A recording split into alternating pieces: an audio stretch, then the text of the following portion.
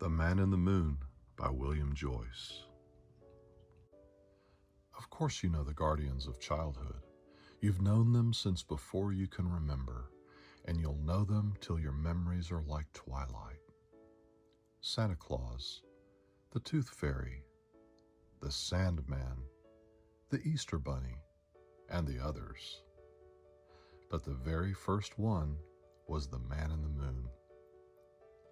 Many once upon a times ago, the Man in the Moon began her journey. It was during the Golden Age, a glorious time of hope and happiness and dreams that could come true. As a baby, the Man in the Moon had everything a child could need. Her father showed her the wonders of the heavens through his telescope, while the Moonbot crew whistled a jolly toot toot to every passing ship. By the light of the giant glowworms, her mother read to her from her Primer of Planets, as the moon mice hushed one another so they could listen too. And she had a devoted little friend named Nightlight to watch over her. Together, they all sailed from one peaceful planet to another in their beautiful ship, the Moon Clipper. At night, the Moon Clipper was designed to turn into a moon, so Nightlight called the baby the Little Man in the Moon, or Baby Mim for short. Here we see the Moon Clipper transform from galaxy traveler to moon. Nightlight never slept, and every night he sprinkled dream sand over Baby Mim and sang her a lullaby. Nightlight, bright light, sweet dreams I bestow. Sleep tight all night, forever will I glow. And as long as Nightlight watched over her, Baby Mim was safe from nightmares. But darkness came to the Golden Age. It came in the shifting shape of Pitch, the king of nightmares. He had heard of a girl who had never had a nightmare, and this he could not abide. So he vowed to make that girl his own, a princess of nightmares. In search of Baby Mim, Pitch sailed his nightmare galleon on waves of fear, plundering planets, extinguishing stars, and scuttling every airship that crossed his path. Baby Mim's parents knew of the perfect place to hide, an uncharted little green and blue planet in a distant galaxy. It was called Earth, and it had no moon. The Moon Clipper glided in deep silence, speeding away from Pitch's darkness. Suddenly, out of the gloom, the nightmare galleon appeared, so close Baby Mim could see Pitch standing on the bow. Toot toot, asked the baby. Where is that oh-so-innocent child who has never had a nightmare? Pitch demanded, glaring straight at Baby Mim. Then he signaled the attack. Baby Mim's parents commanded Nightlight to take the baby to a hidden nursery deep in the darkest tunnels of the ship. But first you must kneel and take this oath, they said. Their voices rang out through the smoldering smoke and flame. Watch over our child, guide her safely from the ways of harm. Keep happy her heart, brave her soul, and rosy her cheeks. Guard with your life her hopes and dreams, for she is all we have, all we are, and all we will ever be. The battle rocked the Moon Clipper as Nightlight rushed Baby Mim to safety. Seeing a tear on the frightened child's cheek, he took it and held it close to his heart. Fiercely he repeated his oath. Then he felt a searing pain. When he opened his hand, the tear had changed into a brilliant diamond, sharp as a dagger. Remember me in dreams, he whispered to Baby Mim, as he flickered away to face Pitch. The galaxies had never known such a battle. Baby Mim's parents and their crew fought valiantly, but they were overwhelmed at last. Baby Mim's parents were captured, and all seemed lost. Nightlight knew what he must do. Whatever the cost, Baby Mim must not become a princess of nightmares. With the diamond dagger held aloft, Nightlight flew bravely forward. He aimed the weapon at Pitch's heart. There was a blinding flash, then a great explosion. When all was still, Baby Mim crawled up to the surface. "Toot toot," she whispered. Her parents didn't answer. She looked around her. Pitch and his galleon had vanished. The beautiful hull of the Moon Clipper had been blasted away. Now it was just a moon and would never sail again. "Toot," she called once more, and listened. Again no one came. Finally she looked up at the sky. She saw a group of new stars shimmering above her. She stared at them until she was sure. Her mother and father were there, far away, but still there. But what of noble little Nightlight? The baby glimpsed a shooting star as bright as dreamland as it fell to earth. Slowly the remaining moonbots, moon mice, and giant glowworms surrounded Baby Mim. The only words she knew were "toot toot," so she said them over and over again. Gently they lifted Baby Mim up and carried her to the tunnels of the moon. The baby looked up at the sky and waved, gazing longingly at her parents' constellation. Now she truly was M-I-M, Mim, the little man in the moon. Oh my goodness, how beautiful. Baby Mim's new life had many comforts. Every night, one of the lunar moths would circle the moon with Baby Mim on its soft, woolly back.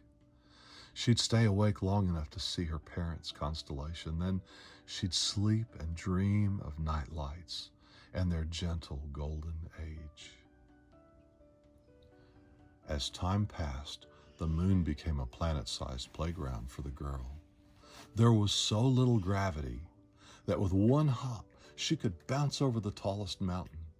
After a long day of adventuring, dinners were always a treat.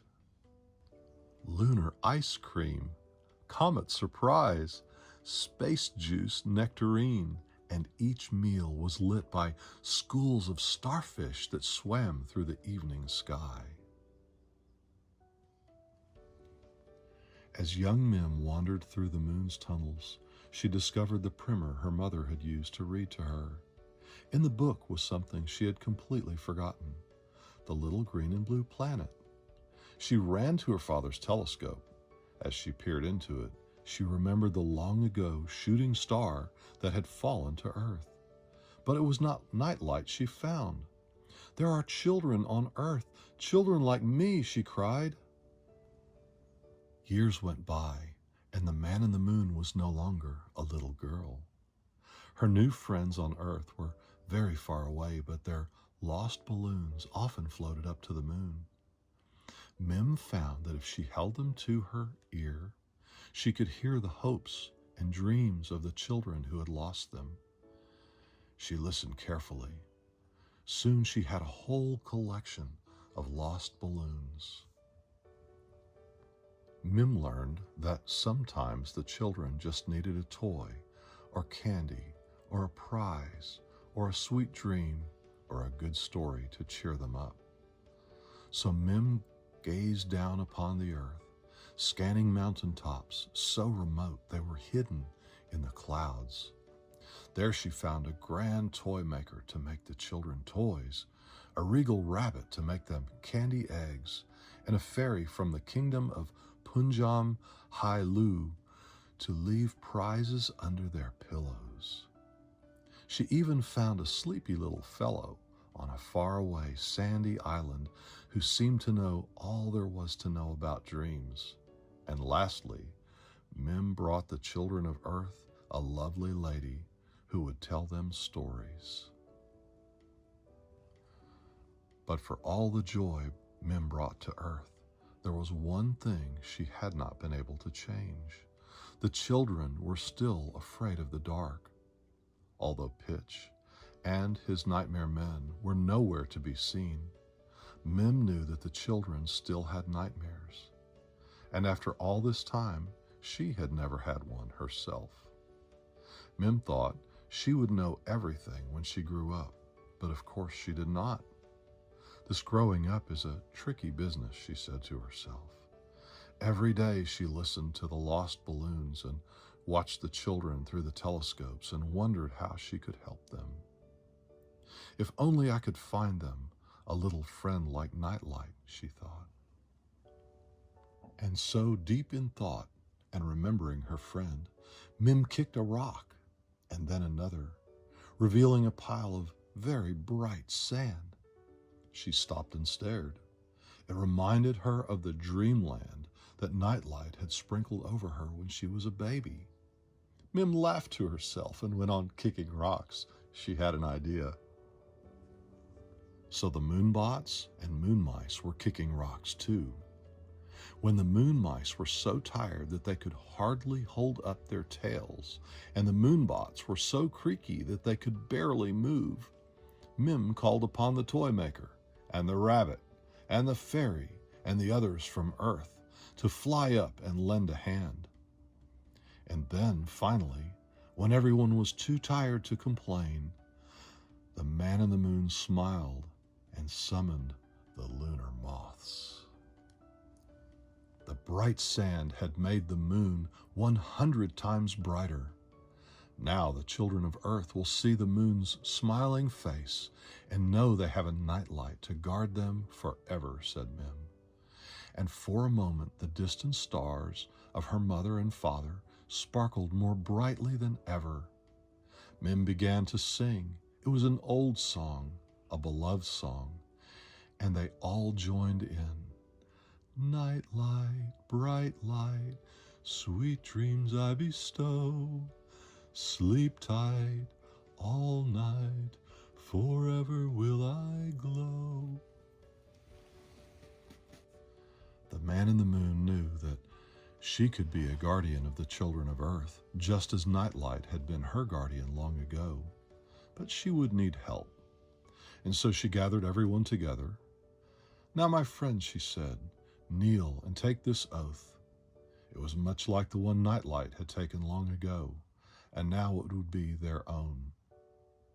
We will watch over the children of Earth, guide them safely from the ways of harm, keep happy their hearts, brave their souls, and rosy their cheeks. We will guard with our life their hopes and dreams, for they are all we have, all that we are, and all that we will ever be. So began the guardians of childhood. And for the children of Earth, the night was never again as dark. And now some details. To those whom I guarded, who guarded me, my children, Mary Catherine and Jack. The oath of the guardians was taken at this spot. This volume's valiant crew, this book would not have been possible without the efforts of Adam Volker, Aaron McGuire, and the gentle genius, Greg Couch. After the battle, baby Mim emerged here. Jumping from mountain to mountain generally occurs here. A generally fun place. Favorite observation room. Has best telescope. Lunar moths sleep here. It's the dark side of the moon. 3 cheers for Stanton Dossett III, Brandon Oldenburg, and my lovely wife Elizabeth, the grandest lady in all the heavens. This scale varies widely. The end.